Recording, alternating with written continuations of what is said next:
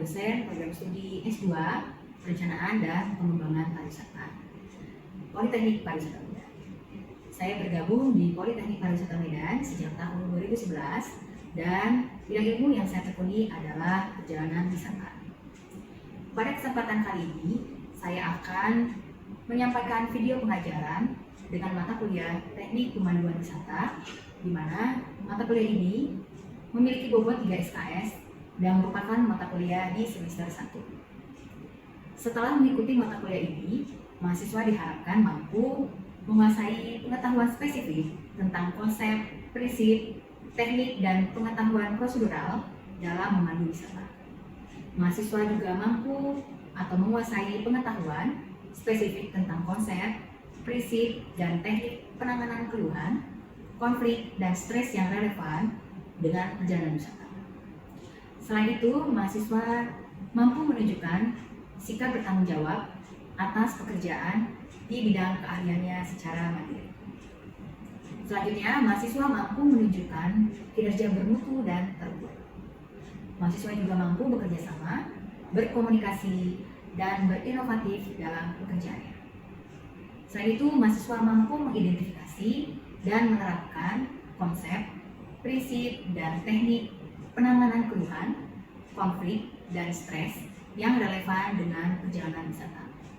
Dan terakhir, mahasiswa mampu memberikan pelayanan pemanduan yang berkualitas kepada wisatawan. Deskripsi dari mata kuliah Teknik Pemanduan Wisata adalah mata kuliah ini menguraikan tentang keterampilan, pengetahuan, dan sikap yang diperlukan untuk menjamin kinerja yang efektif dari seorang tamu wisata dalam memberikan pemanduan wisata. Capaian pembelajaran mata kuliah ini adalah mahasiswa mampu menjelaskan tentang pemandu wisata, mahasiswa mampu menyiapkan perangkat pemanduan wisata, mahasiswa mampu memahami teknik pemanduan wisata, mahasiswa mampu memahami pelayanan transfer dan tur yang dilakukan oleh pemandu wisata, dan mahasiswa mampu menangani masalah dalam pemanduan. Metode pembelajaran yang digunakan adalah ceramah, tanya jawab atau diskusi, dan juga role play. Sistem pembelajaran atau mode perkuliahan yang digunakan adalah 100% tatap muka. Interaksi antara dosen dan mahasiswa adalah interaksi dua arah, di mana terdapat umpan balik yang diberikan oleh mahasiswa kepada dosen. Untuk sistem penilaian mata kuliah adalah terbagi menjadi 4, yaitu nilai harian dengan bobot 20%, tugas dengan bobot 20%, ujian tengah semester dengan bobot 30%, dan ujian akhir semester dengan bobot 30%. Berikut adalah video rekaman pembelajaran tatap maya atau sinkronus dalam bentuk micro teaching di pertemuan ke-8, di mana terdapat 3 tahap, yaitu pendahuluan, penyajian, dan penutup. Selamat menyaksikan. Baik, selamat pagi semuanya. Selamat pagi, Bu. Ya, pagi hari ini. Semoga semuanya baik-baik saja ya kondisinya ya. Baik, ini adalah pertemuan kita yang ke-8 ya dengan mata kuliah Teknik Pemanduan Wisata. Ya, jadi untuk pertemuan kali ini kita nantinya akan membahas tentang penyiapan materi presentasi pemanduan ya, mengacu atau dilihat dari karakteristik wisatawan ya. Tapi sebelumnya saya akan melakukan absensi dulu ya. Sini kita memang ada 31 orang ya. Saya mungkin akan absen terlebih dahulu. Siapa saja yang hadir di perkuliahan pagi hari ini. Yang hadir 12 orang ya. Mungkin teman-temannya yang lain akan segera bergabung. Baik, di pertemuan yang lalu ya kita sudah membahas bahwasanya untuk memilih atau menyiapkan materi presentasi pemanduan itu karakteristik wisatawan itu bisa dilihat dari latar belakang lingkungan ya. Jadi seorang pemandu wisata itu harus memperhatikan latar belakang lingkungan dari wisatawan. Apakah ada yang ingat atau masih ingat kira-kira apa saja faktor yang mempengaruhi latar belakang lingkungan wisatawan? Saya, Bu. Baik, silakan Putri. faktor alam, sejarah, kebudayaan, politik, ekonomi, dan sosial, Bu. Ya, baik, betul sekali ya. Jadi itu ada 6 faktor yang mempengaruhi latar belakang lingkungan daripada wisatawan. Dan pada hari ini kita akan melanjutkan untuk mempersiapkan atau menyiapkan materi presentasi ya dilihat dari latar belakang pribadi wisatawan. Kalau tadi kan latar belakang lingkungannya ya, jadi hari ini kita akan bahas tentang latar belakang pribadi wisatawan. Nah, saya izin untuk share screen ya, bahwasanya latar belakang eh, wisatawan itu sangat mempengaruhi ya untuk kita menyiapkan materi ya. Dan berikut ini saya akan bagikan materi tentang karakteristik wisatawan dilihat dari latar belakang pribadi. Ya, sudah terlihat di layar ya. Ini adalah pertemuan kita ke-8. Ya, nah ini penyiapan materi presentasi. Tadi sudah kita bahas, tadi sudah disampaikan oleh Putri Berliana bahwa latar belakang lingkungan itu terdiri dari alam, sejarah, budaya, politik, ekonomi, dan sosial. Ya, dan saat ini kita akan masuk kepada latar belakang pribadi atau di sini kita lihat ada 4 faktor yang mempengaruhi karakteristik wisatawan. Ya, yaitu jenis kelamin, tingkat umur wisatawan, pendidikan, dan profesi atau pekerjaan. Nah, latar belakang pribadi ini ya, keinginan untuk melihat, mendengar, atau menikmati bermacam-macam atraksi wisata oleh wisatawan itu sangat erat kaitannya dengan jenis kelamin, tingkat umur, pendidikan, bakat yang dimiliki, atau status sosialnya. Nah, yang pertama di sini kita lihat ada jenis kelamin. Jenis kelamin ini bisa menyebabkan adanya perbedaan keinginan, persepsi tentang suatu program perjalanan wisatawan. Nah, di sini kita bisa lihat kalau untuk wisatawan pria, biasanya mereka itu akan memilih program perjalanan yang bersifat rasional. Ya, namanya laki-laki ya. Kalau laki-laki biasanya dia yang rasional. Berbeda dengan perempuan atau wanita, ya kalau kita sebagai wanita itu biasanya mungkin yang bersifat emosional, ya. Karena perempuan kan rata-rata seperti itu ya. Tapi kalau laki-laki itu biasanya dia akan memilih program perjalanan itu yang bersifat rasional. Kemudian tingkat umur wisatawan ini juga mempengaruhi ketahanan fisik dan daya tanggap serta selera atau keinginan untuk mengetahui daya tarik wisata atau objek wisata. Jadi umur ini sangat mempengaruhi kita ya ketika kita mau berwisata, misalnya diajak untuk ke alam. Kalau umurnya sudah senior citizen, mungkin kita tidak akan offer kepada wisatawan untuk pergi ke alam atau adventure. Ya, dan biasanya di sini faktor-faktor pada tingkat umur ini berjalanan searah, ya, tetapi seringkali terjadi pertentangan intern. Nah, ini contoh-contohnya, ya. Jadi, untuk sebagai seorang pramwisata, kita harus mengenal hal-hal yang memikat niat wisatawan, ya, berdasarkan jenjang usianya. Misalnya, kalau untuk yang masih kanak-kanak, ya, biasanya mereka itu terikat pada hal-hal yang merangsang panca indera. Jadi mereka akan melihat, mendengar, ya, mengecap, merasa, dan mencium. Kemudian hal yang berikutnya, mereka suka akan hal-hal yang ringan yang mudah dicerna oleh alat indera. Jadi intinya kalau untuk anak-anak itu yang ringan-ringan lah ya, kalau kita memberikan materi. Kemudian hal-hal yang sering berganti-ganti dalam hal memuaskan panca inderanya.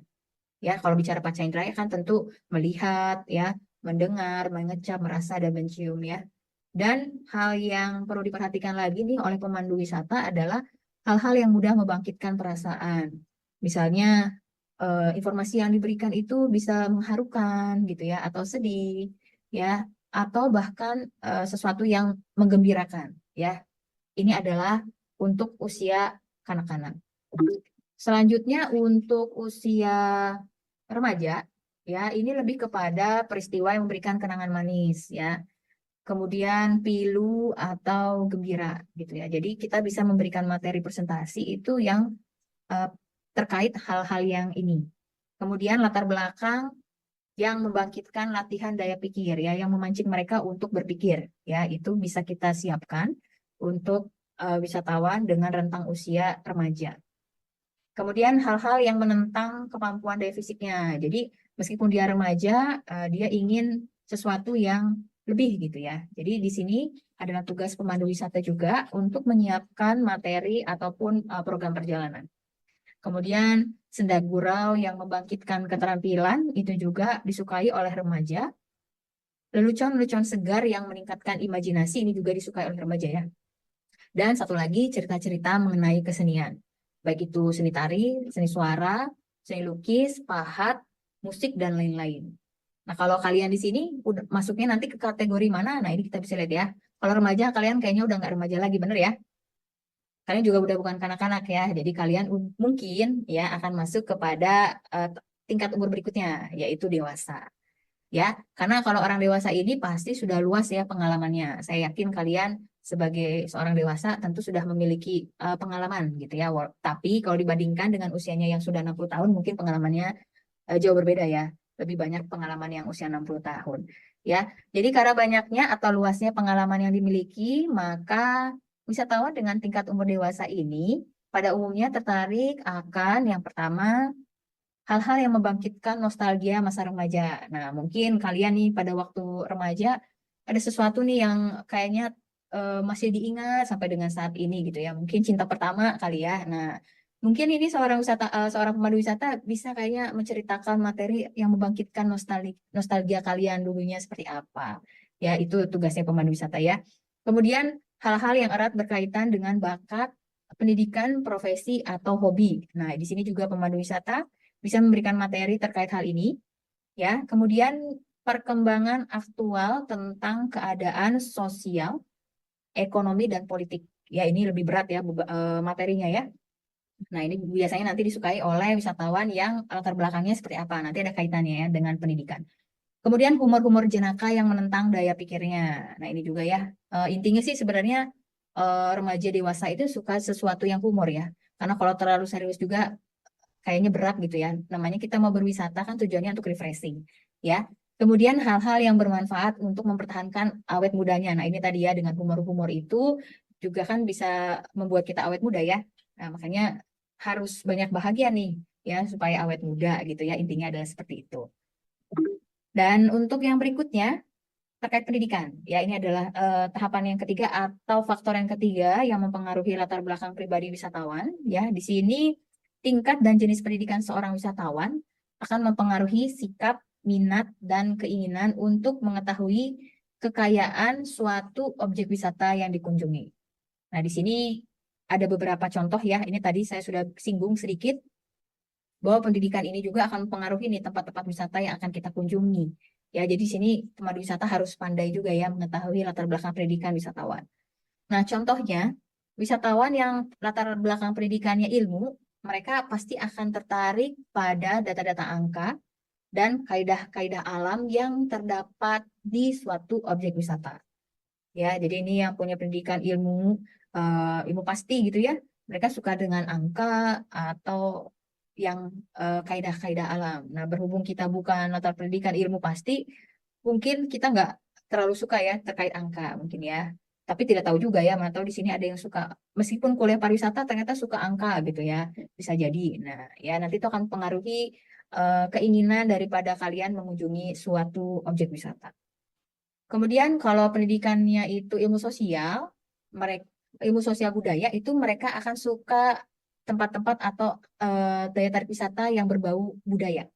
Ya, mungkin suka ingin menonton apa namanya? Tari-tarian gitu ya, misalnya tari kecak, tari tortor gitu atau si gale-gale. Nah, itu disukai oleh mereka yang punya latar belakang pendidikan sosial budaya. Kemudian kalau yang pendidikannya itu teknik pertanian atau peternakan, mereka akan lebih suka kepada objek wisata yang ada banyak fauna dan floranya ya. Flora dan faunanya misalnya diajak ke kebun binatang atau diajak ke taman nasional, cagar alam. Nah, itu mungkin mereka akan suka ya. Karena ya itu udah mereka pelajari ya pada waktu sekolah atau kuliah kemarin gitu ya. Jadi mereka akan lebih suka kepada tempat wisata yang banyak flora dan faunanya atau ke hutan dan lain sebagainya ya. Nah, untuk mereka yang punya bakat ya pada suatu cabang kesenian, ya, mereka itu akan senang bila pemandu wisata itu atau prawisata memberikan penjelasan yang cukup tentang kesenian yang disukai oleh wisatawan tersebut. Misalnya si wisatawan ini suka dengan tari gitu ya. Nah, si prawisata ini menjelaskan sedikit ya terkait tari. Misalnya wisatawan itu penari tortor misalnya seperti itu. Jadi pemandu wisata bisa menjelaskan sedikit tentang tari tortor ya. Jadi itu akan membuat wisatawan menjadi senang ya. Dan latar belakang pendidikan ilmu kedokteran nih ya, kalau orangnya dokter lah gitu ya, mereka pasti akan tertarik kepada masalah-masalah kesehatan ya. Mungkin diajak wisata medis gitu ya. Nah, ini disukai oleh mereka yang punya background ilmu kedokteran. Dan yang berikutnya ini yang terakhir ini tentang profesi atau pekerjaan.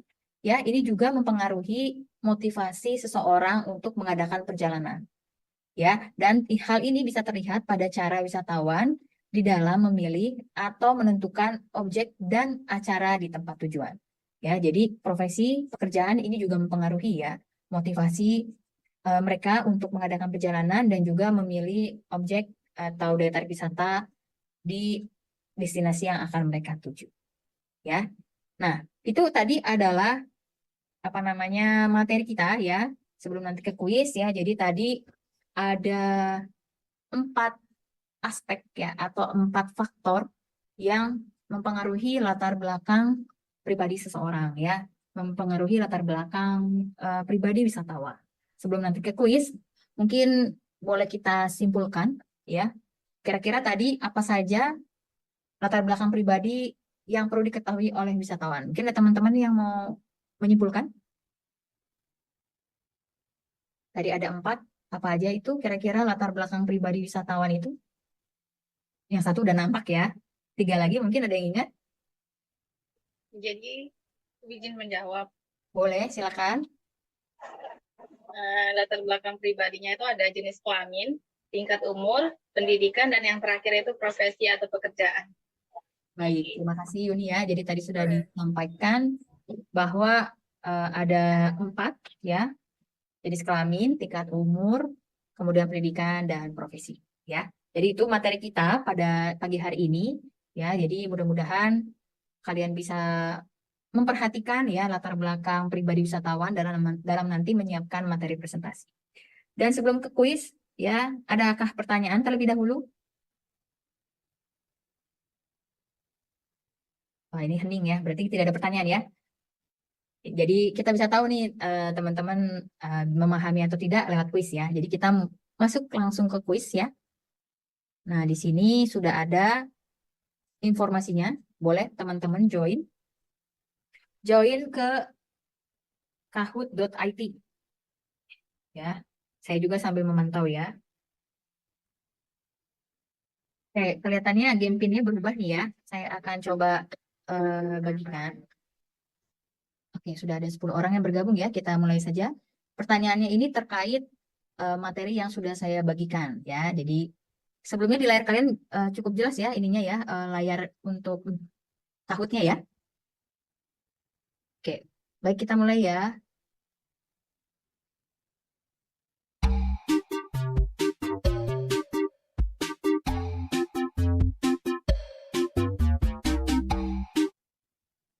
Nah, yang ini kuis dan true and false.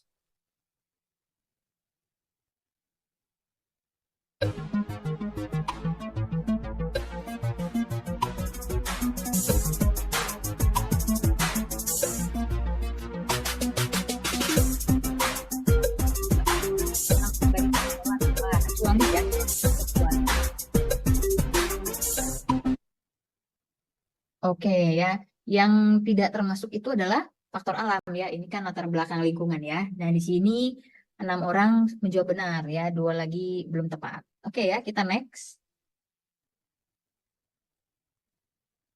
Pertanyaan kedua. Oh ini yang menjawab benar ya di layar ya kelihatan ya. Next.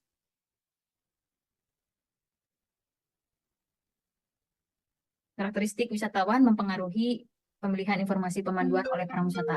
Or false.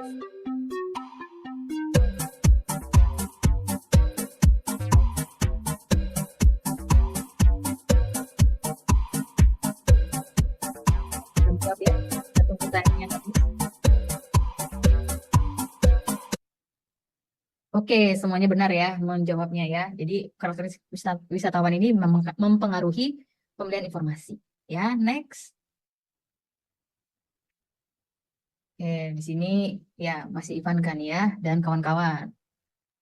Next, pertanyaan ketiga. Hal yang perlu ditonjolkan oleh prawisata dalam memandu dengan tingkat umur dewasa adalah, nah ini tadi udah kita bahas ya.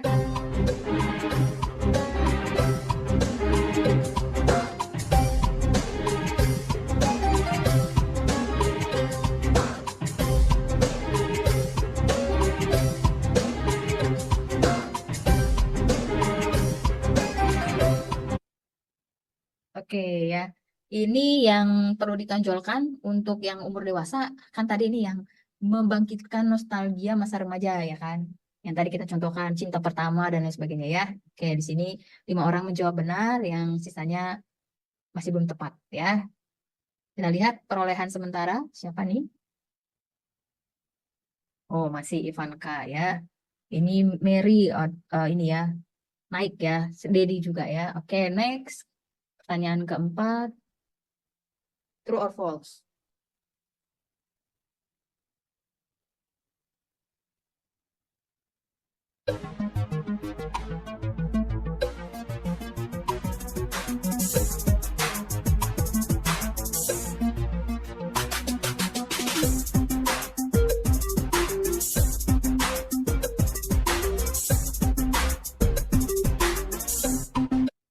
Oke, kita lihat jawabannya benar semua ya. Ini sudah tadi kita bahas bahwa karakteristik wisatawan itu dipengaruhi oleh lingkungan dan pribadi. Kita lihat hasilnya. Oh, masih Ivanka, Dedi, dan Mary ya. Masih 3 besar ya. Yang lainnya semangat ya. Next.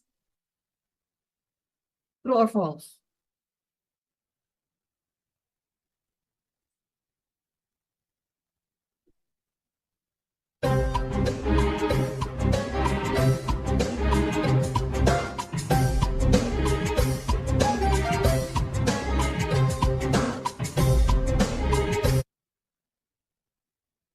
Oke ya, jawabannya betul ya. Kalau latar belakangnya sosial budaya pasti akan suka atraksi budaya ya. Next. Oke, masih sama ya posisinya. Kita next.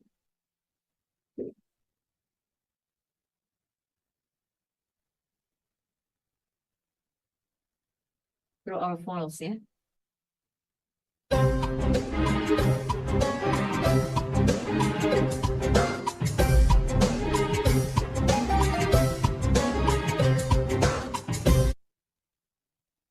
Oke ya, cerita tentang kesenian ini untuk tingkat remaja ya. Kan tadi kita sudah bahas nih sebelumnya ya. Jadi bukan untuk dewasa. Kalau dewasa yang tadi nostalgia ya, pokoknya hal-hal yang lama gitu ya. Atau juga tentang sosial budaya, politik. Nah itu disukai oleh tingkat umur dewasa. Kita lihat. Oke, ada masih sama nih ya. Nomor 1 dan Mary ya, nomor 3 tadi Mary ya, Mary turun ya, Santa naik. Oke, kita next. True or false? Ini tadi sudah kita bahas juga ya.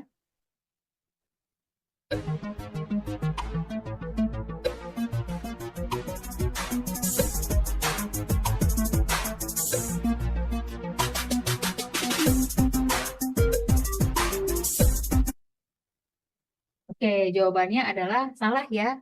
Kalau yang rasional itu adalah untuk jenis kelamin laki-laki ya. Tadi kita sudah bahas ya. Program perjalanannya untuk laki-laki biasanya yang rasional. Oke, nggak apa-apa ya. Kita next, kita lihat perolehannya. Oke, masih sama ya. Kita next untuk pertanyaan yang ke-8. True or false? Nah, ini tadi yang humor-humor ini kira-kira untuk siapa ya?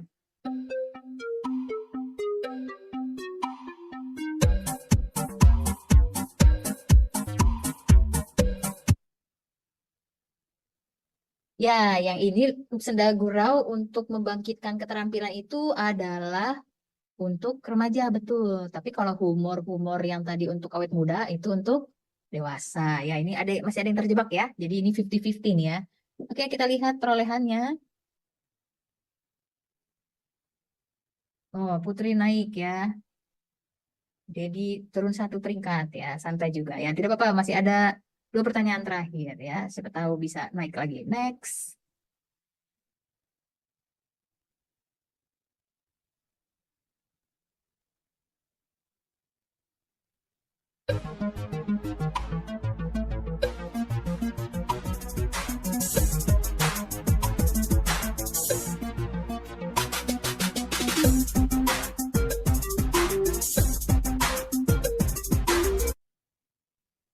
Oke ya. Kalau dia pendidikannya pertanian atau peternakan, sukanya flora dan fauna ya. Tadi kita sudah bahas. Kalau misalnya pendidikan sosial budaya, baru dia suka tentang budaya. Oke. 1 pertanyaan terakhir, tapi sebelumnya kita lihat dulu perolehannya. Nah, masih sama, Ivanka, Putri, dan Dedi ya. Next, 1 pertanyaan terakhir.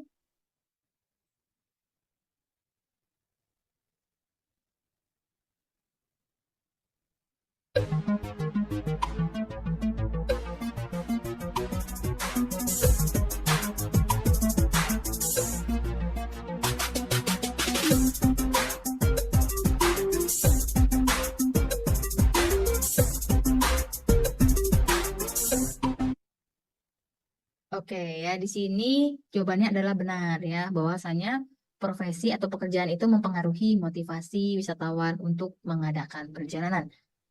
Kita lihat podiumnya. Siapa ini? Di nomor 3 ada Dedi ya. Di nomor 2 ada Putri.